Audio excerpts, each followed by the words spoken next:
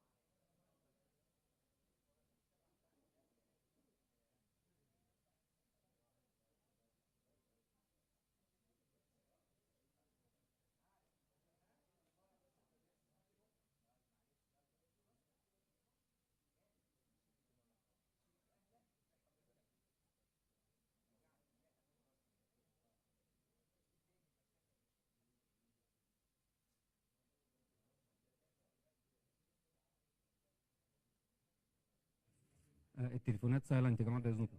الموبايلات سايلنت.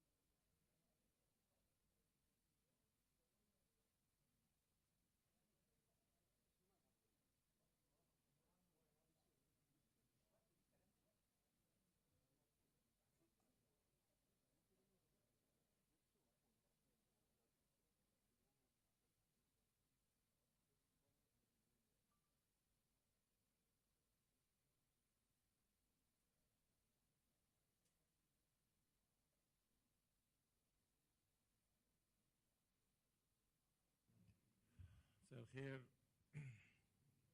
في البداية رحب بمعالي Good afternoon.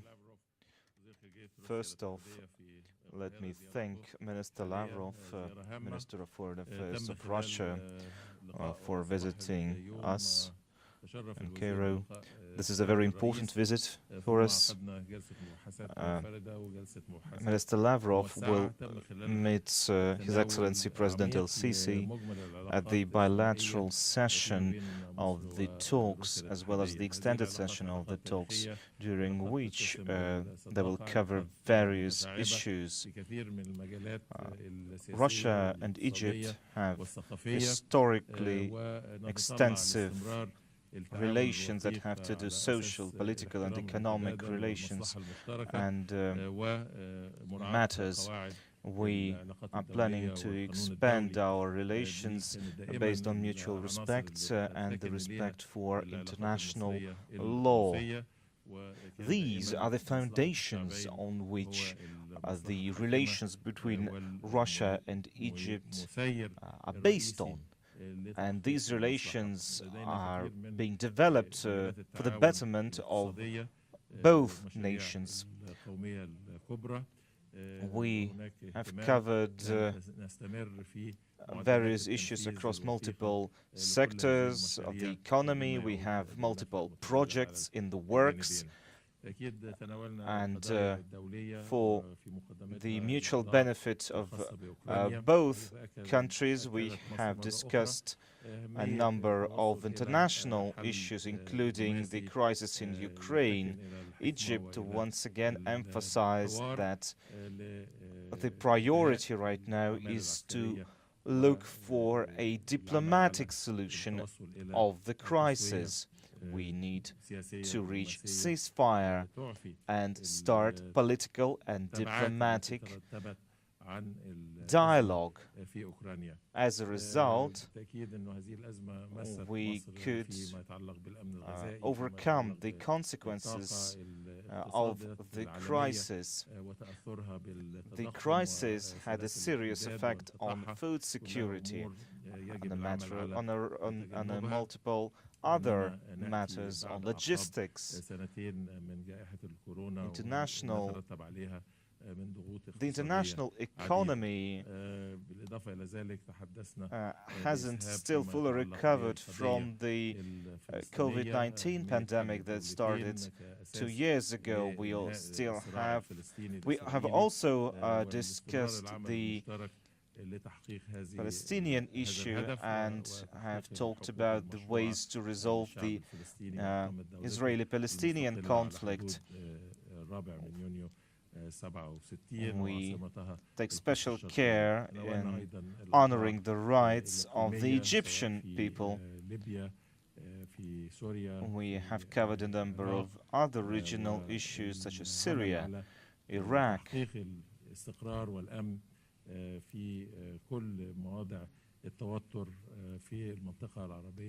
Our priority is to achieve stability in the various regions of the Arab world.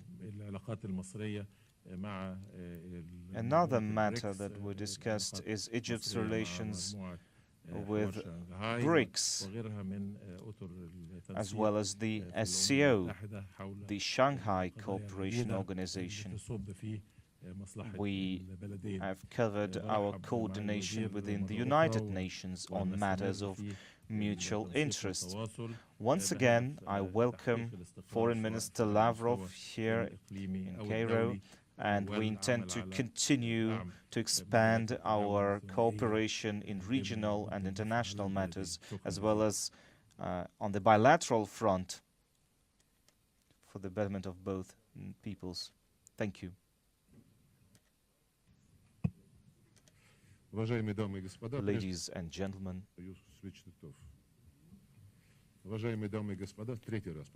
Ladies and gentlemen, first off, I'd like to express my gratitude to our Egyptian friends for the hospitality which is traditional of Egypt, as well as for the perfect organization of our work during our stay in Cairo.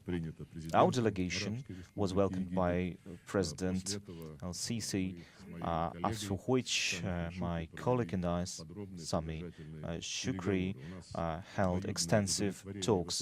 We are both satisfied with the extensive developments of Russia-Egypt relations. They have been very successful in accordance with the agreement on comprehensive partnership and strategic cooperation that was signed in 2018 in Sochi by our presidents. Last year, it finally entered into full force after being ratified by both countries' legislatures. We intend to continue to strengthen our cooperation across various sectors. We have exchanged our opinions with the President regarding the progress along those lines. We believe the progress is very positive. We have emphasized an important event that took place This year, Egypt participated as a guest at the St. Petersburg International Economic Forum. President El-Sisi spoke via video to the audience. Our trade turnover is growing. We have over 5% growth compared to last year. We've reached $4.77 billion in trade turnover. We can expect to continue to expand trade. A priority for us here is, of course, holding the sessions of the joint commissions on trade and cooperation. A new session is in the works right now. We're preparing for it. There's a number of steps that the foreign minister must take to prevent our relations from being somehow damaged by the unilateral sanctions imposed by the US and their allies. And its allies. Of course, one of the key projects for us is the creation of the nuclear power plant in Al-Deba, which started not long ago. Another project is to create a Russian-Egyptian industrial zone in Egypt. There are good prospects in terms of industrial cooperation. We continue to provide train cars for Egyptian railroads. This is a cooperative project, a joint project with our Hungarian partners. We continue to develop ties with transport corporations and energy corporation. Gazprom and Lukoil are working in Egypt. Zarubezhneft, Middle Eastern branch is working here. We have reaffirmed that we intend to honor all of the obligations under the agreement to export and transport grain to Egypt. We have discussed various parameters of cooperation. On this track, we have agreed on future contacts between the two foreign ministries. We have a mutual understanding of why this food crisis, why this grain crisis broke out. The roots of this crisis are long and old. They have to do with both the COVID-19 pandemic and with the fact that our Western partners are just printing money and pumping countries full of their money, which is not backed by anything. Well, in this environment, when we faced sanctions that were aimed at our economy, at our grain as well, our Russian vessels were prevented from freely moving and operating. Later, finally, in Turkey, we started the process to lift those restrictions, but we still have no understanding how these contracts between Russia and our Egyptian counterparts could be fully implemented as long as the sanctions are in effect.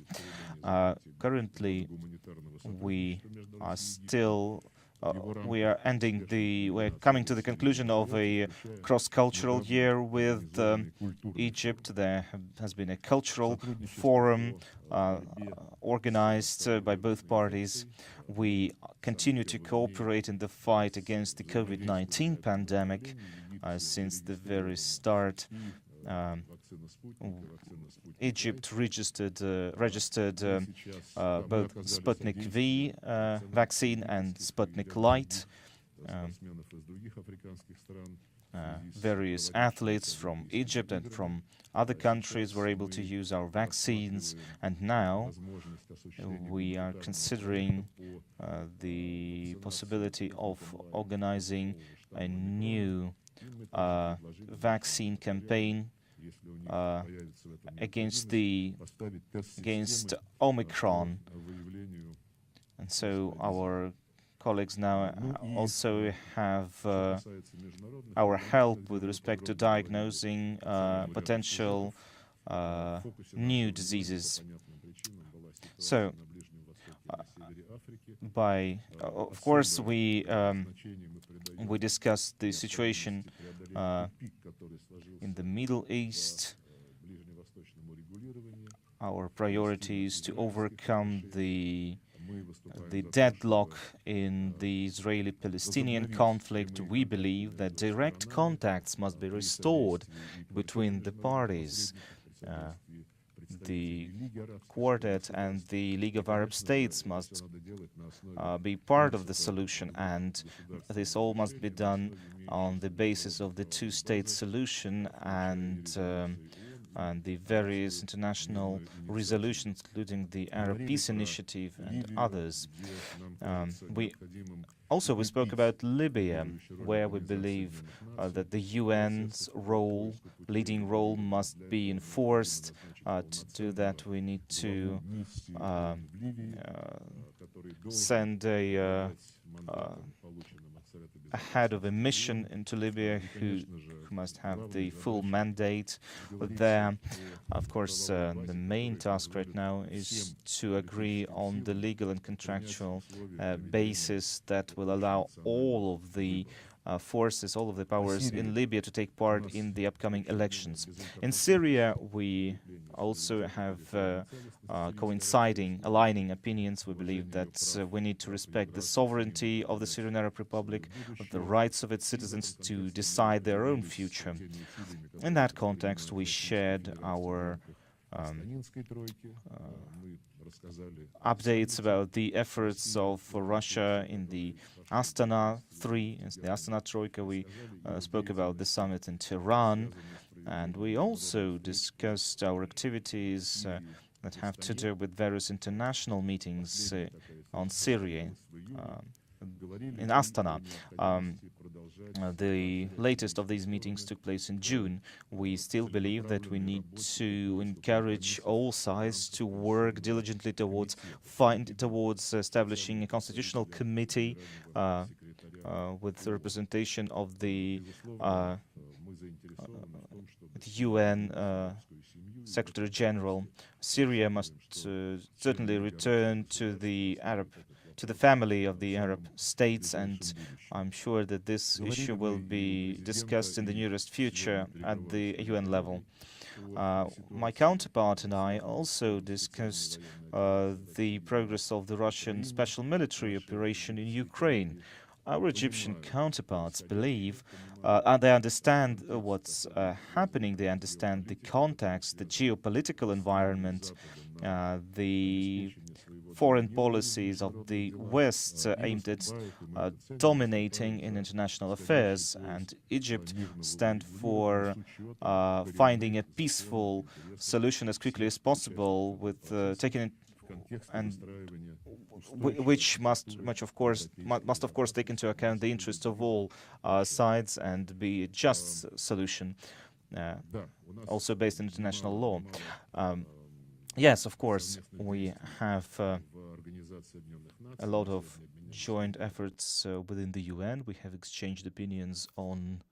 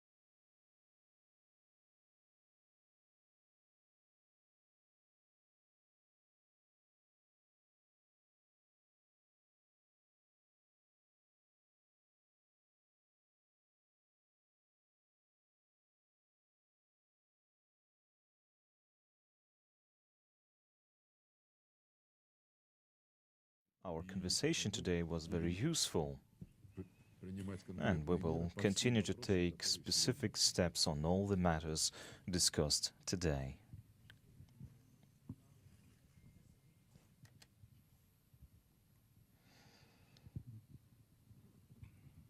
تحياتي أنا سمير عمر قناة سكاي نيوز عربية. سؤالي للسيد لافاروف. أنا غطيت الحرب من الجانب الروسي في شهر إبريل وغطيت الحرب من الجانب الأوكراني في شهر مايو. I have been to Russia in April, to Ukraine in May, and back then both sides exchanged their views on the food crisis. Recently, an agreement was signed on the transport of grain under the aegis of the UN and under the aegis of Turkey. Will there be any obstacles to the implementation of this agreement, or will this agreement be a prologue for efforts to lift sanctions from Russia? Also, a question about Russian sanctions by the West against Russia that have to do with gas. Well, the food crisis actually originated with the COVID-19 pandemic and the massive mistakes made by the West when it comes to food security and energy security. What I'm talking about is, of course, printing money that's not backed by anything worth trillions of euros. They haven't calculated anything. They have been very hasty in their move towards a greener economy. And there are many other factors as well, including actions undertaken by the West when they introduced illegitimate sanctions against Russia. We're not asking right now for the sanctions to be lifted. This is a different problem. Right now, Russia is developing its economy by relying on actually reliable partners, not on those that have proved that they are dishonest. As for our Western counterparts, they take the situation very seriously, but if they are really serious, they must remove the obstacles that they have introduced themselves.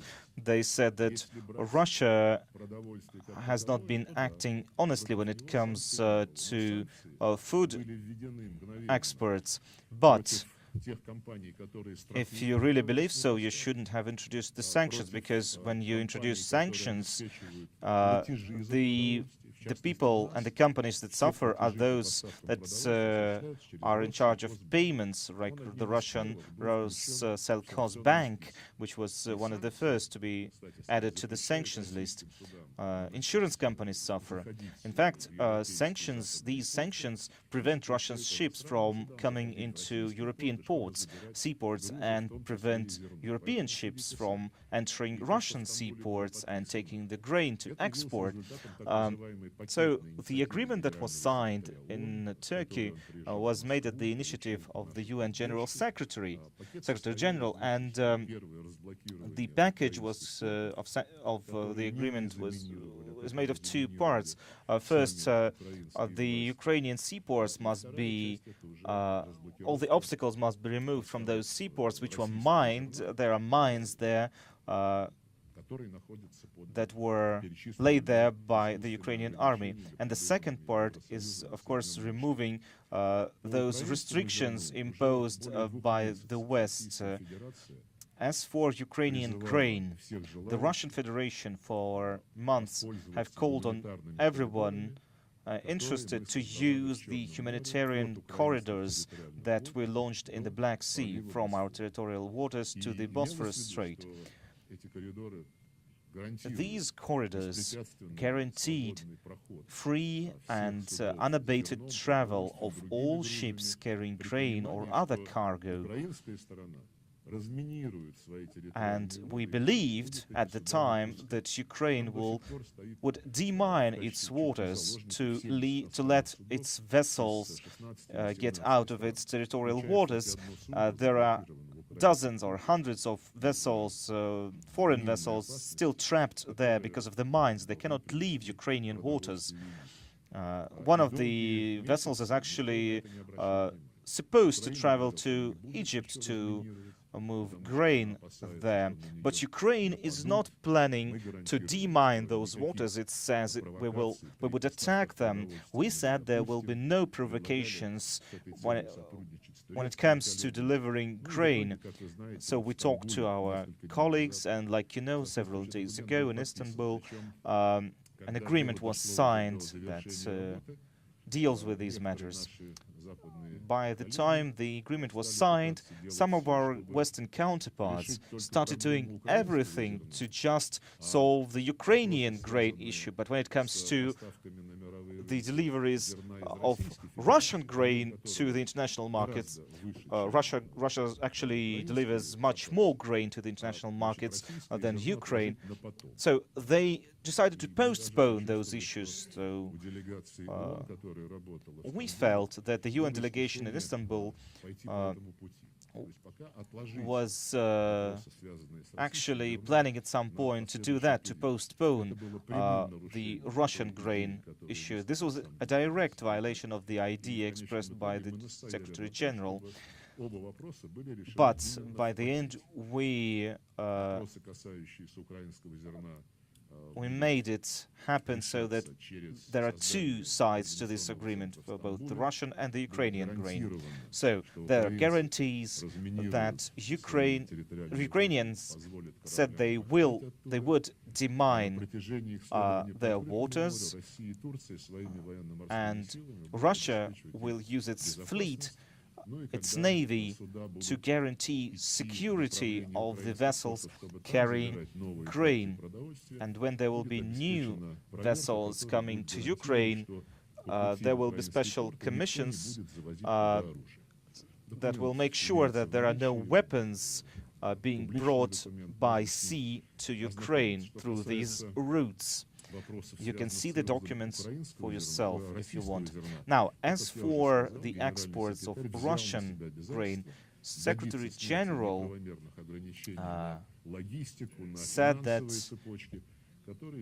he would attempt to remove the various restrictions imposed on Russian logistics by the West in order to help our grain being moved to the international markets. Let's see if he can keep his word. Now, as for the other aspects of Russia's efforts in Ukraine, I've already spoken about that before. Russia is ready to restart our dialogue on various matters, but it's not up to us, because the Ukrainian authorities, starting with the president and all of his various aides and associates, all keep saying that this conflict will end on the battlefield, and the West and Europe and many other capitals of the European Union, for example, are all saying the same thing. So it's up to them. But the longer they keep demanding that Ukraine fight till the sordid end, the more people will die, the more the current situation will continue. It is not beneficial for the Ukrainian people or the Ukrainian government.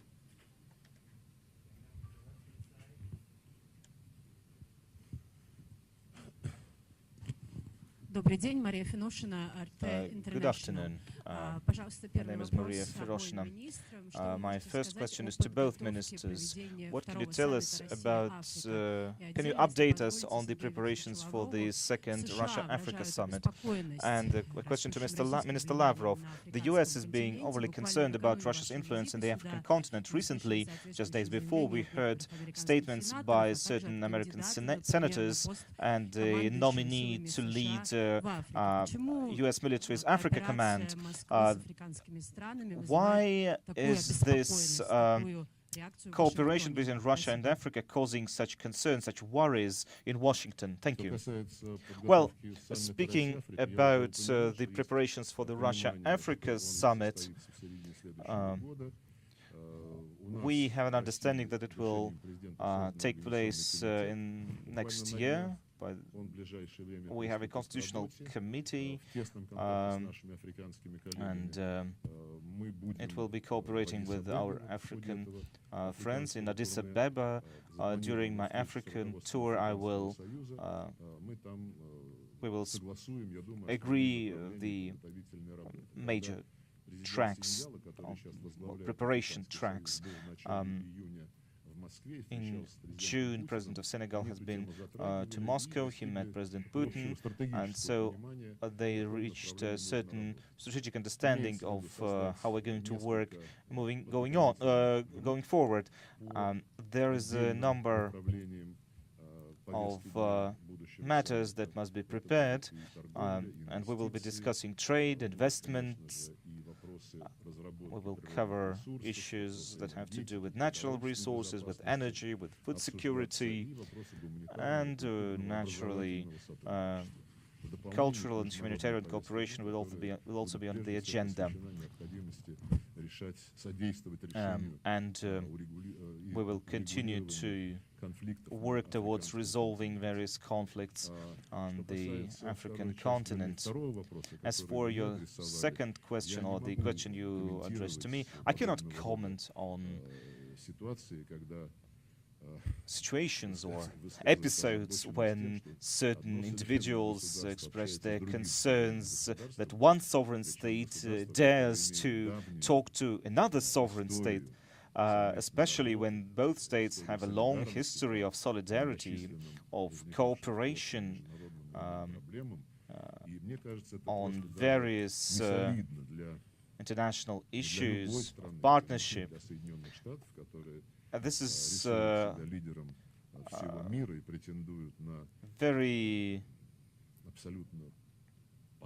strange to hear that from the US. This is unseemly, I would even say.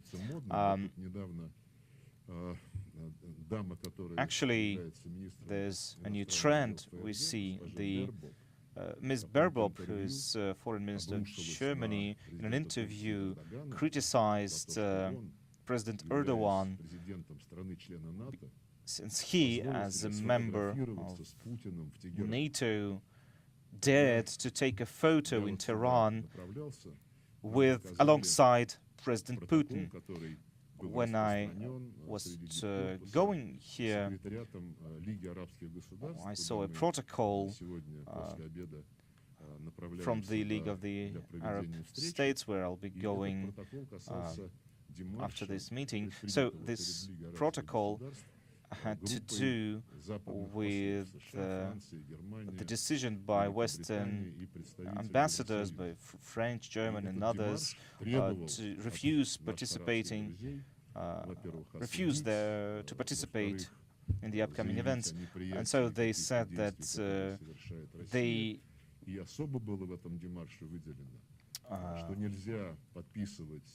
they called on everyone to stop signing documents with Russia, and they even said that other world leaders must not take photos with Russians and Russian diplomats. This is a very strange reaction from them, but it's up to them, I guess. Now, speaking about our international relations and about the role of Egypt in the African Union, we have very different relations with different sides, with different parties, but our interests are a priority. Egypt has a number of mechanisms in our relations with our international allies, and these relations are based on a principle of mutual respect and non-interference in the domestic affairs of other nations. We believe in the priority of international law, And there are special collective agreements and organizations, joint organizations, such as the African Union or the League of Arab States, to do that. We have good relations with Russia, with the EU, and we guide our relations with these countries and organizations to advance our interests.